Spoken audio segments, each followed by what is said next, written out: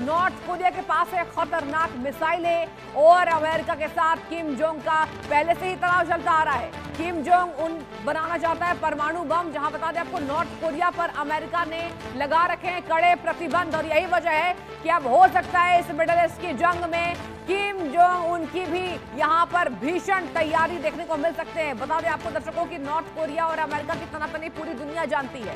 Venezuela पर हमला के बाद भी किम जोंग अमेरिका पर हमले उन्होंने कई बोले थे ऐसे, अब ईरान को लेकर भी किम भड़के हुए हैं। ऐसे में किम जोंग ईरान को हथियार देकर अमेरिका की मुसीबत बढ़ाएंगे। और तमाम यहाँ हमारे साथ मेहमान भी जुड़े हुए हैं, हम उनसे भी जानेंगे कि आखिर सर टीपी त्यागी सर, मैं आपके पास आना चाहूंगी। इसी बात का इंतजार था, पहले भी यही कहा गया, पहले खूब यहां पर बयानबाजी तेज की गई कि नॉर्थ कोरिया अगर कूद गया तो ये भीषण विध्वंसक तस्वीरें आ सकती है दुनिया भर में। लेकिन सर क्या लगता है, अभी तो अरविंद सर बोल रहे हैं कि यहां पर बात की जाए, रशिया का बयान सामने आया है, लेकिन इस तरीके से विध्वंसक विस्फोट होते नहीं दिखाई देंगे। क्या आपको लग रहा है कि नॉर्थ कोरिया भी यहां इस जंग में कूदेगा नहीं, केवल ये बयानबाजी है? सर नॉर्थ कोरिया कूदेगा नहीं, और अगर कूद भी लेगा तो क्या कर लेगा?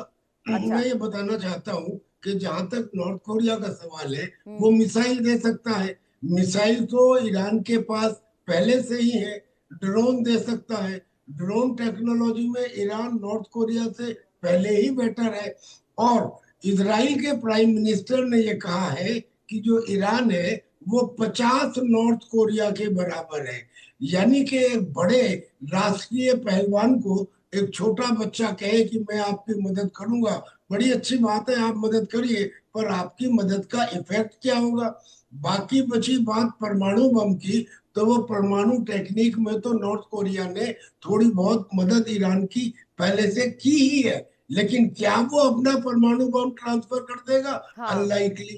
तो इसलिए नॉर्थ कोरिया का किसी तरह का कोई सपोर्ट अलावा बयानबाजी के, द मॉरल सपोर्ट।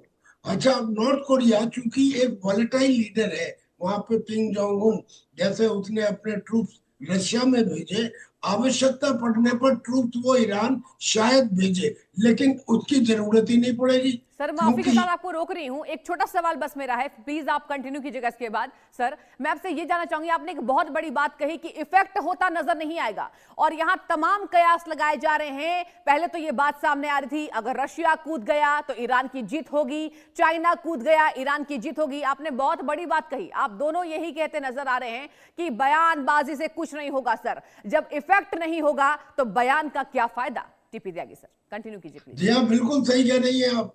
जब इफेक्ट नहीं होगा तो बयान का क्या फायदा? डेफिनेटली। इन्होंने जो मदद की है, ऐसा नहीं है कि इन्होंने ईरान की मदद नहीं की। हाँ। इन्होंने ईरान की जो मदद की है वो कॉस्मेटिक मदद की है। यानी चाइना ने बाकायदा ईरान को प्लेनेटरी मिक्सर दिए हैं, जिससे उसने सॉलिड फ्यूल बना के बैलिस्टिक मिसाइल बनाई है। और ऐसे ही उसने यूरेनियम U-238 को यूरेनियम-235 एनरिच करने के लिए अपने साधन दिए हैं, जिसकी वजह से ईरान एनरिच कर पाया। तो इतनी तो मदद की है, लेकिन करे भी क्या? HQ-9 दिया है। हाँ। HQ-9 एयर डिफेंस सिस्टम है। HQ-9 डिफेंस सिस्टम कहाँ चला गया था जब खोमेनी और उसके 40 कमांडर को मारा गया? यानी कि ठीक है चाइना का वो सिस्टम सर, जिसे प्लीज हम बने रहिए, ऑपरेशन प्लीज सिंदूर। बने रहिए सर। एक बार मैं अरविंद जी के पास भी जाना चाहूंगी। सर आपसे मेरा ये सवाल होगा कि अगर हम बात करें रशिया की, ठीक है अभी किम जोंग उन भी साइड छोड़ देते हैं, देखने वाली बात होगी उनकी तरफ से क्या बयान सामने आता है, लेकिन अगर पुतिन बयान दे रहे हैं तो वो तैयारी कैसी देखने को मिल सकती है? अरविंद सर मैं आपसे समझना चाहूंगी कि क्या रशिया इफेक्टिव यहां पर वे में कुछ रिजल्ट सामने दे पाएगा ईरान को, या फिर अमेरिका ही लगातार इस जंग में आगे बढ़ता नजर आएगा? सर सृष्टि जी, अंतरराष्ट्रीय राजनीति में एक टर्म होता है, उसको बोलते हैं सेल्फ हेल्प। हाँ। तो यहाँ हर एक देश को अपनी मदद खुद ही करनी होती है। कोई देश किसी की मदद करने के लिए नहीं आएगा, क्योंकि वह पैसा लगा के, अपने हथियार देके, अपनी तमाम चीजें देके उस सारी चीजों में नहीं उलझेगा जिसकी जरूरत नहीं है। एक तरीके से ये उसके नेशन इंटरेस्ट के खिलाफ जीता जाती है। तो कोई देश, चाहे वो चीन हो, रूस हो या उत्तर कोरिया हो, कोई आना नहीं चाहेगा। अब किम जोंग उनका ये बयान इसलिए आ रहा है क्योंकि वहां पे ईरान के बाद में जो अगला एग्जिस्टेंस का जो थ्रेट नजर आ रहा है वो किंग्स ऑफ उनको आ रहा है, क्योंकि निकोलस मादुरो को जिस तरीके से उठा के ले गए और बिल्कुल जिस तरीके से चीजों को अंदर तक भेजा गया, बिल्कुल। जो सीआईए है उसकी प्रेजेंस नॉर्थ कोरिया में भी है। हम्म। तो किंग जोंग उनको ये डर है कि अगर मैंने बयान नहीं दिया, अगर मैंने अपनी ताकत नहीं दिखाई, तो अगला निशाना अमेरिका का मैं हो सकता हूँ, क्योंकि अमेरिका के लिए नॉर्दर्न कोरिया बहुत ही जहां नॉर्थ कोरिया ईरान में भेज सकता है हथियारों का जखीरा, नॉर्थ कोरिया के पास है खतरनाक मिसाइलें और अमेरिका के साथ किम जोंग का पहले से ही तनाव चलता आ रहा है। किम जोंग उन बनाना चाहता है परमाणु बम, जहां बता दें आपको नॉर्थ कोरिया पर अमेरिका ने लगा रखे हैं कड़े प्रतिबंध, और यही वजह है कि अब हो सकता है इस मिडिल ईस्ट की जंग में किम जोंग उनकी भी यहां पर भीषण तैयारी देखने को मिल सकते हैं। बता दें आपको दर्शकों की नॉर्थ कोरिया और अमेरिका की तनातनी पूरी दुनिया जानती है। वेनेजुएला पर हमला के बाद भी किम जोंग अमेरिका पर हमले उन्होंने कई बोले थे ऐसे, अब ईरान को लेकर भी किम भड़के हुए हैं।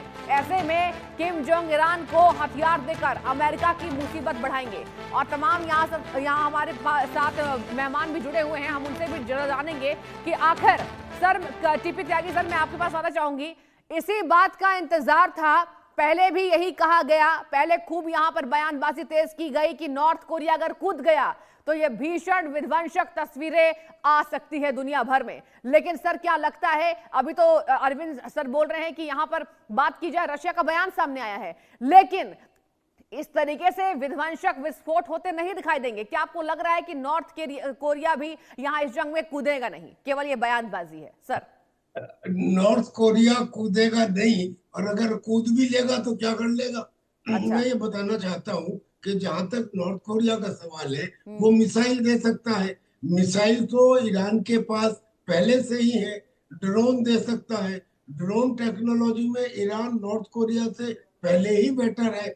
और इजराइल के प्राइम मिनिस्टर ने ये कहा है कि जो ईरान है वो 50 नॉर्थ कोरिया के बराबर है। यानी कि एक बड़े राष्ट्रीय पहलवान को एक छोटा बच्चा कहे कि मैं आपकी मदद करूंगा, बड़ी अच्छी बात है, आप मदद करिए, पर आपकी मदद का इफेक्ट क्या होगा? बाकी बची बात परमाणु बम की, तो वो परमाणु टेक्निक में तो नॉर्थ कोरिया ने थोड़ी बहुत मदद ईरान की पहले से की ही है, लेकिन क्या वो अपना परमाणु बम ट्रांसफर कर देगा? हाँ। अनलाइकली।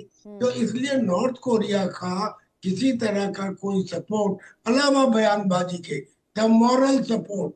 अच्छा, नॉर्थ कोरिया चूंकि एक वॉलेटाइल लीडर है, वहां पे किम जोंग उन जैसे उसने अपने ट्रूप्स रशिया में भेजे, आवश्यकता पड़ने पर ट्रूप्स वो ईरान शायद भेजे, लेकिन उसकी जरूरत ही नहीं पड़ेगी। सर माफी के क्योंकि साथ आपको रोक रही हूं, एक छोटा सवाल बस मेरा है, प्लीज आप कंटिन्यू कीजिएगा इसके बाद। सर मैं आपसे ये जानना चाहूंगी, आपने एक बहुत बड़ी बात कही कि इफेक्ट होता नजर नहीं आएगा, और यहां तमाम कयास लगाए जा रहे हैं। पहले तो ये बात सामने आ रही थी अगर रशिया कूद गया तो ईरान की जीत होगी, चाइना कूद गया ईरान की जीत होगी। आपने बहुत बड़ी बात कही, आप दोनों यही कहते नजर आ रहे हैं कि बयानबाजी से कुछ नहीं होगा। सर जब इफेक्ट नहीं होगा तो बयान का क्या फायदा? टीपी त्यागी सर कंटिन्यू कीजिए प्लीज। जी हाँ, बिल्कुल सही कह रही है आप।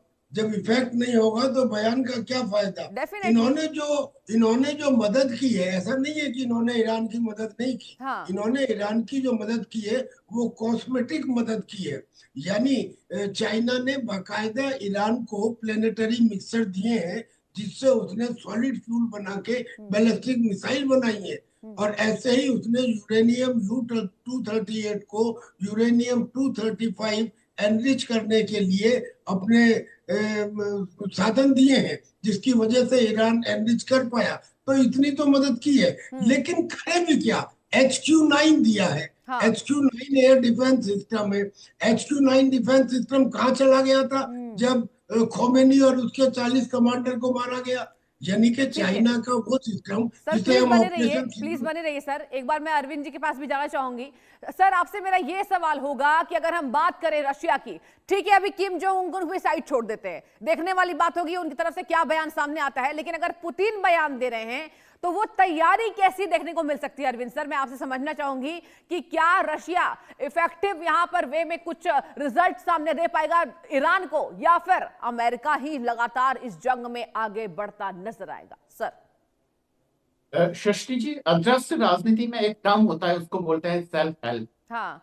तो यहाँ हर एक देश को अपनी मदद खुद ही करनी होती है। कोई देश किसी की मदद करने के लिए नहीं आएगा। क्योंकि वह पैसा लगा के अपने हथियार देके अपनी तमाम चीजें देके उस सारी चीजों में नहीं उलझेगा जिसकी जरूरत नहीं है। एक तरीके से ये उसके नेशन इंटरेस्ट के खिलाफ जीता जाती है। तो कोई देश, चाहे वो चीन हो, रूस हो या उत्तर कोरिया हो, कोई आना नहीं चाहेगा। अब किम जोंग उन का ये बयान इसलिए आ रहा है क्योंकि वहां पे ईरान के बाद में जो अगला एग्जिस्टेंस का जो थ्रेट नजर आ रहा है वो किम जोंग उनको आ रहा है, क्योंकि निकोलस मादुरो को जिस तरीके से उठा के ले गए और बिल्कुल जिस तरीके से चीजों को अंदर तक भेदा गया, बिल्कुल। जो सीआईए है उसकी प्रेजेंस नॉर्थ कोरिया में भी है। तो किम जोंग उनको ये डर है कि अगर मैंने बयान नहीं दिया, अगर मैंने अपनी ताकत नहीं दिखाई, तो अगला निशाना अमेरिका का मैं हो सकता हूँ, क्योंकि अमेरिका के लिए नॉर्दर्न कोरिया बहुत ही जहां नॉर्थ कोरिया ईरान में भेज सकता है हथियारों का जखीरा, नॉर्थ